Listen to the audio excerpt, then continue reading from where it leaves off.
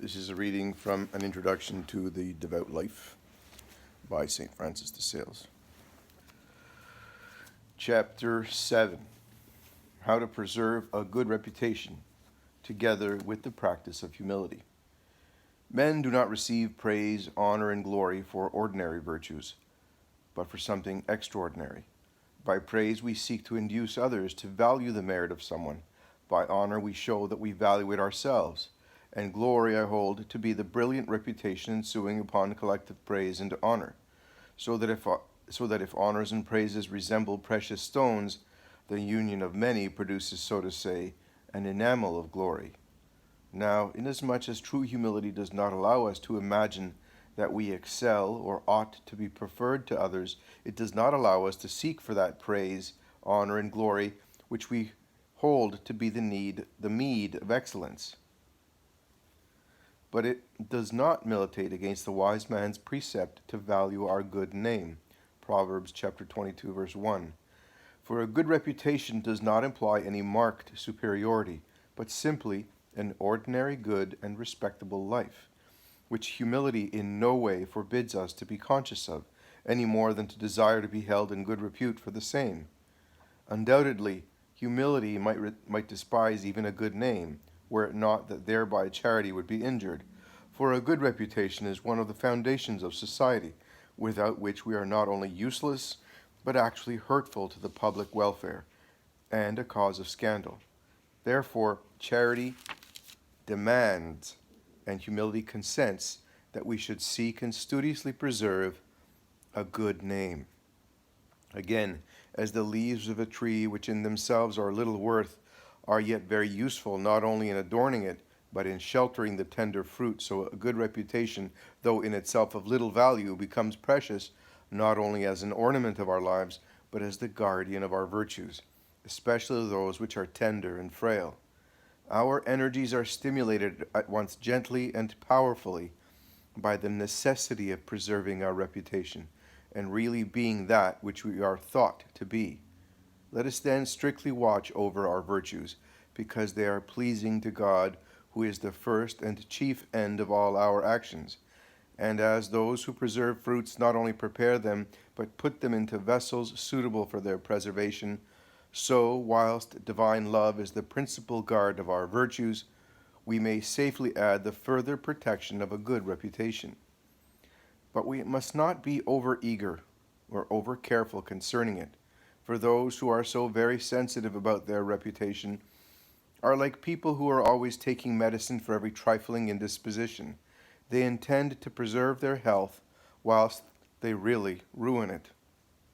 And those who are so delicate about their reputation lose it altogether, for this excessive sensitiveness makes them uneasy, touchy, and insupportable to others, provoking the malice of slanderers.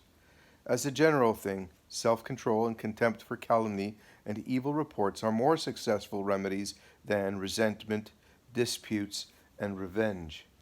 Calumny dies away under contempt, but irritation seems half to verify it. The crocodile hurts only those who fear it, and neither will calumny hurt any save those who take it to heart.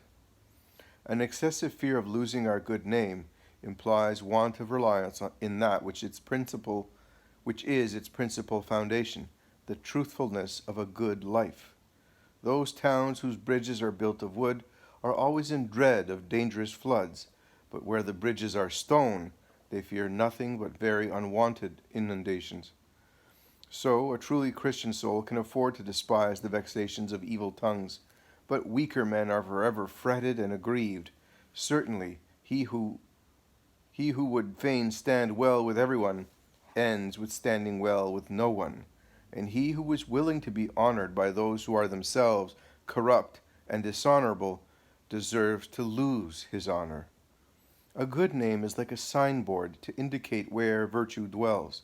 Therefore, in all things and everywhere, virtue is to be preferred. If then it is said that because you are of a devout habit you are a hypocrite, or if having forgiven an injury when or if having forgiven an injury you are called a coward, take no heed of such things. They are the judgments of foolish, trifling people, And even if you were thus to lose your good name, still you are not justified in forsaking virtue, or in turning aside from its paths. For this would be to prefer mere foliage to fruit, that is to say, external gain to inward and spiritual good. We should be jealous of our good name, but not idolize it. And we would not offend the eyes of good men, neither must we wish to please those who are bad. The beard is an ornament to men, and long hair to women. If it is all plucked out by the root, it will scarcely grow again. But if it be only cut or shaven, it will soon grow again and be yet stronger and thicker. And so, if our reputation be cut or even closely shaved by the tongue of slander, which David compares to a sharp razor, we need not be disquieted. It will soon rise again, both more lovely than before and more substantial. But if we lose our reputation by our vices, our meanness, or our evil deeds, the root is plucked up, and we shall hardly ever recover it. The root of good reputation is goodness and probity, and whilst it remains in us, the honor due to it will ever spring up anew. We must forsake this idle conversation, this useless pursuit, this frivolous friendship, this foolish inclination, if they tarnish our good name. For it is worth more than all such empty gratifications. But if murmurs, vexations, or slanders arise because of our pious practices, our progress in devotion, and our pursuit after our eternal welfare, let us leave such curs to bay the moon. For if indeed they are able to excite any unjust suspicion of our good name, and so cut the hair and shave the head of our reputation, it will soon grow again, and the razor of calumny will only strengthen our good fame, as the pruning hook strengthens the vine, causing its fruit to abound and multiply. Let us keep our eyes fixed on our crucified Savior, and go on in his service in simple-hearted confidence, with discretion and prudence. He will watch over our reputation, and if he permits it to be lost, he will restore it tenfold, or else cause us to advance in that blessed humility, one grain of which weighs more than all worldly honors. If we are unjustly blamed, let us calmly oppose the calumny with truth. But if it perseveres, let us persevere in our humility, for we cannot better protect our reputation than by trusting it wholly in the hands of God. Let us imitate St. Paul and serve God in good repute and evil repute, so that we may be able to say with David, "For thy sake have I borne reproach, shame hath covered my face." Psalm 68, verse 8. There are some exceptions, such as horrible and infamous crimes which no one should endure to have imputed to him falsely, and certain persons on whose good reputation the edification of others depends. In such cases, following the opinion of divines, we must calmly seek reparation of the evil. Chapter 8. Meekness and the remedies for anger. The holy chrism used in the Church by apostolic tradition for confirmation and blessing is composed of olive oil and balm, thus representing, amongst other things, two of the most precious and blessed virtues which were conspicuous in our Savior, and which he has joined on us as the special means of serving and imitating him. "Learn of me," he said, "for I am meek and humble of heart." Humility perfects us towards God. Mildness or gentleness towards our neighbor. The balm which I have said before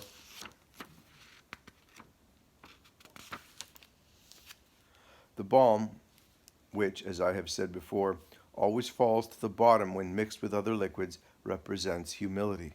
And the olive oil, which always rises to the top, represents gentleness and mildness, which rises above all else, and excels among virtues, being the flower of charity, which St. Bernard pronounces to be perfect, when in addition to being patient, it is gentle and amiable. But give good heed that this precious oil of mildness and humility be within your heart. For one of the great wiles of the enemy is to lead men to rest content with the external signs of these virtues, and, without searching their inward affections, to think that, Because their words and looks are gentle, therefore they themselves are humble and mild, whilst in truth they are far otherwise.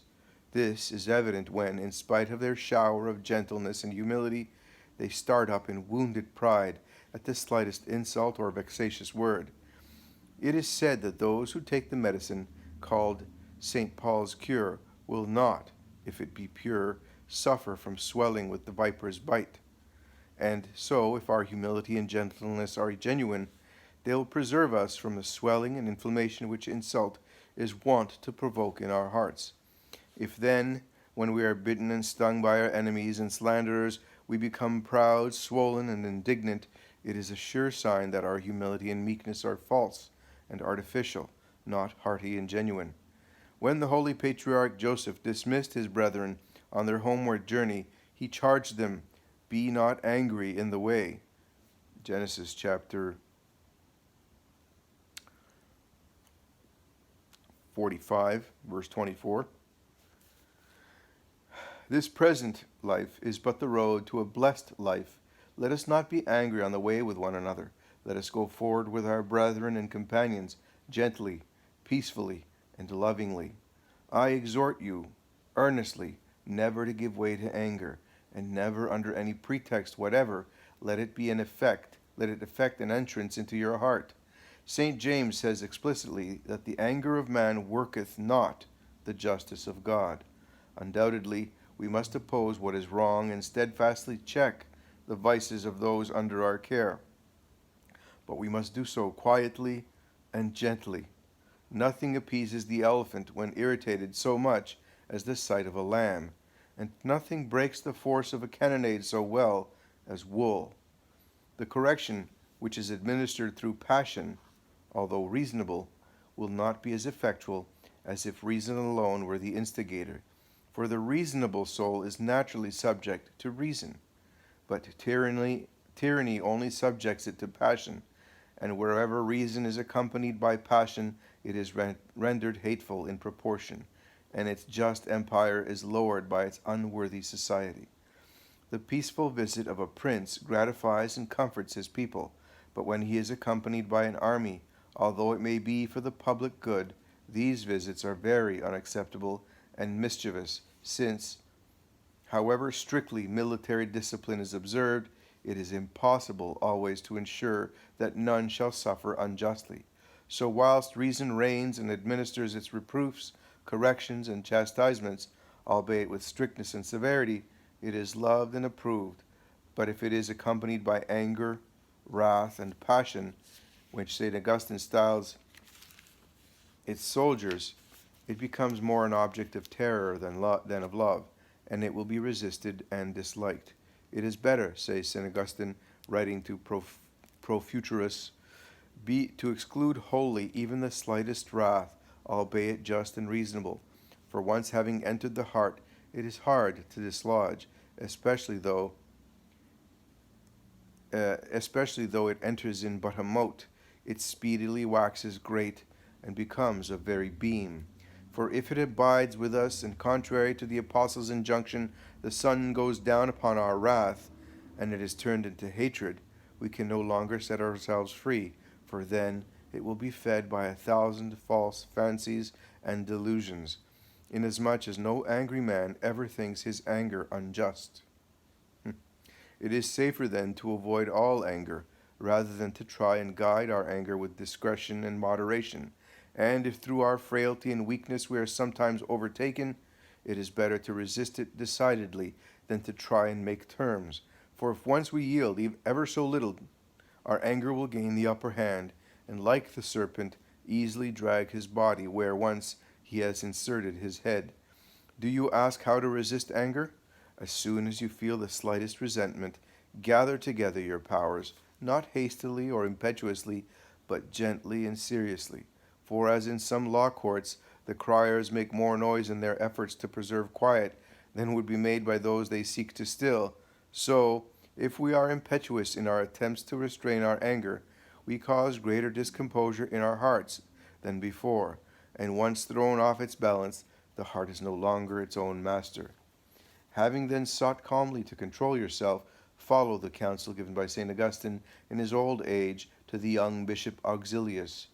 Do, he said, as it becomes a man to do. If with David thou feelest that thy spirit is vexed within thee, make haste to cry, Have mercy on me, O Lord, that he may stretch forth his right hand to moderate thine anger. When we feel ourselves stirred with passion, we must imitate the apostles amidst the raging storm and tempest, and call upon God to help us. Then he will bid our angry passions to be still, and great shall be our peace. But I would have you remember that when we pray to be delivered from the anger with which we were struggling, we should pray gently and calmly, without excitement, and so with all the other remedies we may adopt against this evil.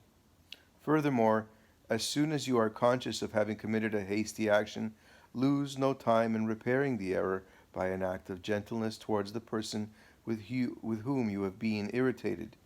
Just as the surest cry for lying is to unsay a falsehood as soon as we are conscious of having told it, so the best cure for anger is to make immediate reparation in meekness. For, as the proverb says, fresh wounds are always the easiest to heal.